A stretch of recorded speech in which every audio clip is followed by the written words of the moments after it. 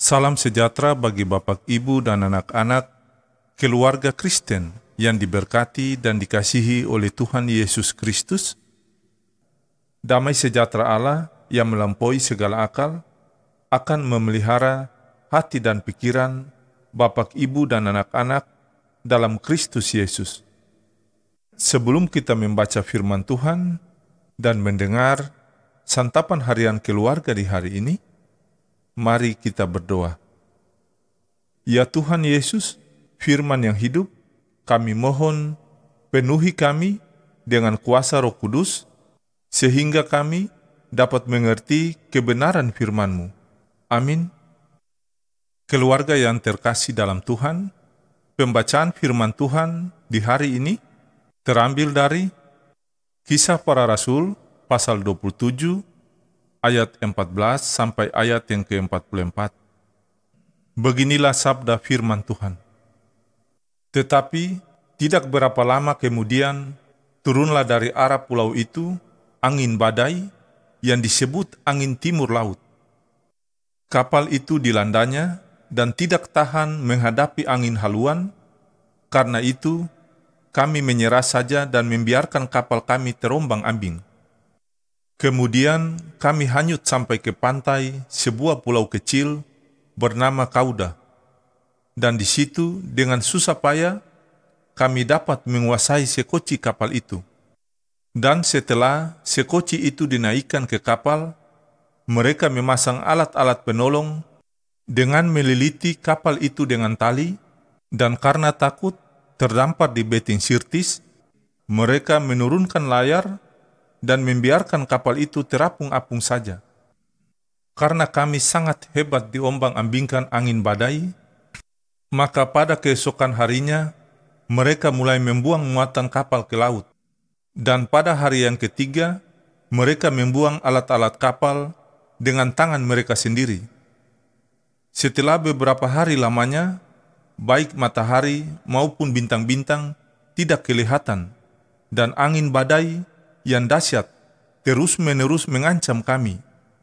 Akhirnya putuslah segala harapan kami untuk dapat menyelamatkan diri kami.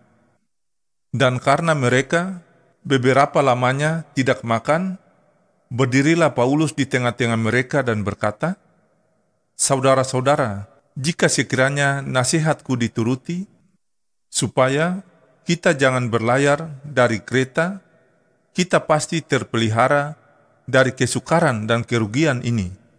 Tetapi sekarang, juga dalam kesukaran ini, aku menasihatkan kamu, supaya kamu tetap bertabah hati, sebab tidak seorang pun di antara kamu yang akan binasa, kecuali kapal ini.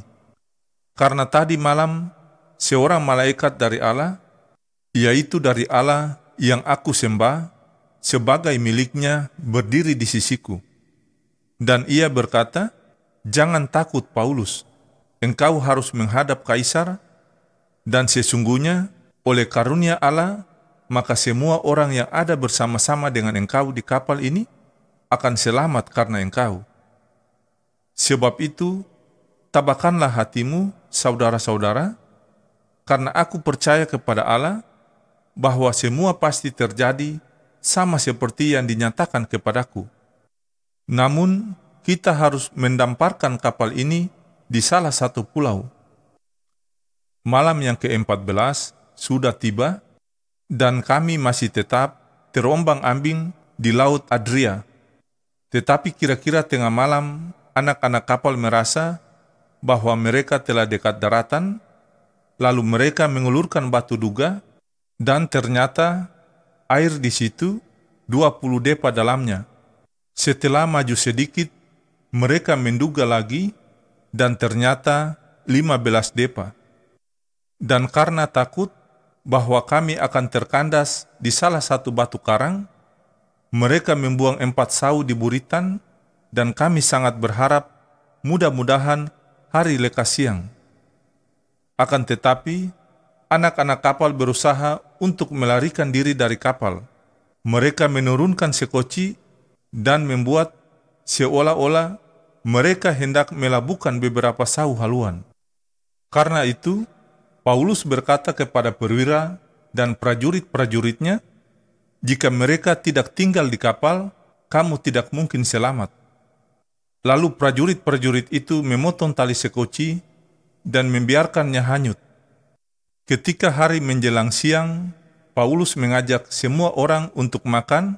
Katanya, "Sudah 14 hari lamanya, kamu menanti-nanti saja, menahan lapar dan tidak makan apa-apa. Karena itu, aku menasihati kamu supaya kamu makan dahulu. Hal itu perlu untuk keselamatanmu. Tidak seorang pun di antara kamu akan kehilangan sehelai pun dari rambut kepalanya." Sesudah berkata demikian, ia mengambil roti, mengucap syukur kepada Allah di hadapan semua mereka, memecah-mecahkannya lalu mulai makan. Maka kuatlah hati semua orang itu, dan mereka pun makan juga.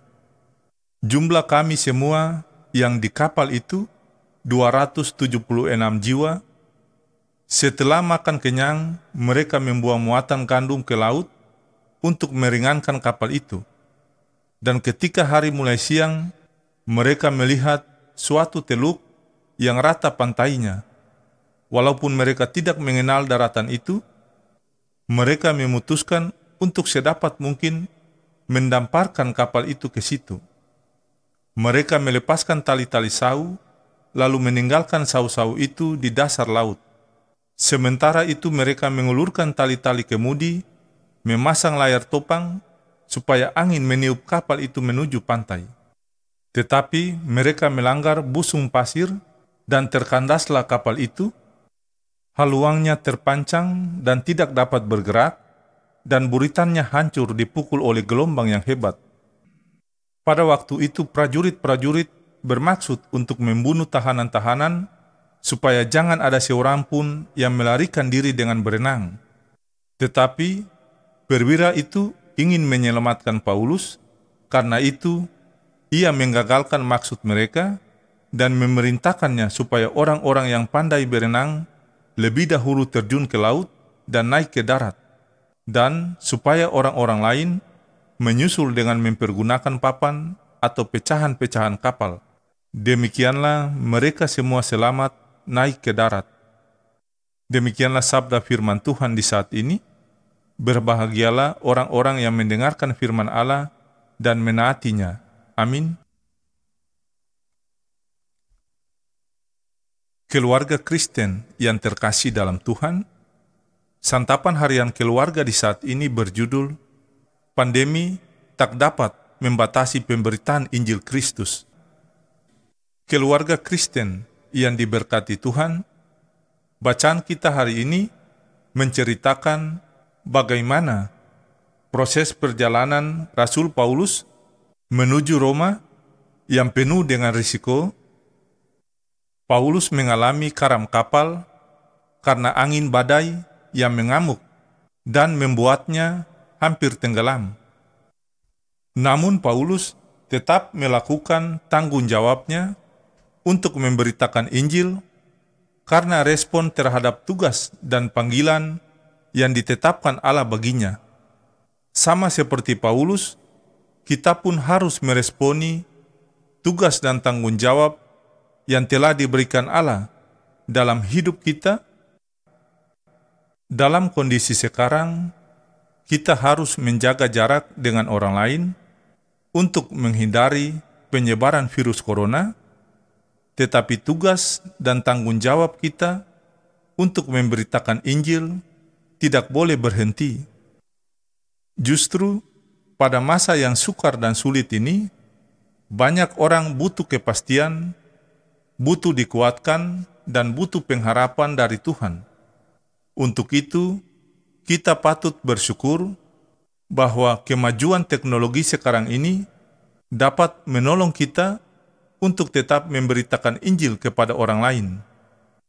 Langkah praktis yang harus kita lakukan adalah berdoalah setiap saat, bacalah Alkitab sebagai firman yang menuntun, teruskanlah firman Tuhan itu kepada teman, sahabat, saudara, dan orang yang membutuhkan. Bagilah juga renungan firman Tuhan dari santapan harian keluarga GPM ke media sosial seperti grup WA, Facebook, dan lain sebagainya, daripada kita membagikan atau meneruskan berita-berita hoaks yang menakutkan dan merugikan orang lain. Ingatlah bahwa firman Tuhan yang kita bagikan tidak akan pernah kembali dengan sia-sia. Yesaya 55 ayat 11. Dengan demikian, keluarga Kristen, walaupun di tengah pandemi COVID-19, maka kita tetap ambil bagian dalam memberitakan Injil yang dapat memberi pengharapan bagi orang lain. Ya Tuhan Yesus, mampukanlah kami untuk terus memberitakan Injil-Mu.